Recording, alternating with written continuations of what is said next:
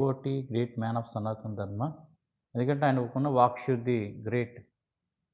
As a Christian పాస్టర్‌గా I'm appreciating to the Garikapati Narasimharao గారిని, చాగంటి కోటేశ్వరరావు గారిని, చిన్న జీఆర్ఎస్ స్వామి గారిని యాజ్ ఎ తెలుగు పర్సన్‌గా నేను వాళ్ళని అప్రిషియేట్ చేస్తున్నా. వై? బికాస్ వాళ్ళకి వాక్శుద్ధి ఉంది.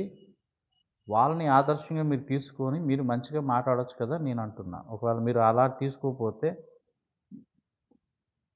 మిమ్మల్ని ఏమంటారంటే రాక్షస సంతానంలో పుట్టిన వాళ్ళుగా మీరు ఏదంటే రావణాసుని సంతానం అన్నమాట. అర్థమైందా? రావణాసుడు రాముడితో తన భార్యను ఎత్తుకు వెళ్ళిపోయిందే కాకుండా మరి యుద్ధం కూడా చేస్తాడు. మరి అలాంటి రావణాసుడి పనికిమాలినటువంటి సంతానంగా ఉండొద్దని నేను మిమ్మల్ని కోరుతున్నాను. రాముడిని ఎగ్జాంపుల్‌గా తీసుకోండి. కృష్ణుడిని ఎగ్జాంపుల్‌గా తీసుకోండి. గురువుని ఎగ్జాంపుల్‌గా తీసుకొని మంచి వాళ్ళుగా మారండి. ఎప్పటికైనా మించిపోయింది ఏమి లేదు. మీకు దేవుడు అవకాశం ఇచ్చాడు. మంచిగా మారితే మీ దేవుని యొక్క దీవెనలు మీకు తోడై ఉంటాయి.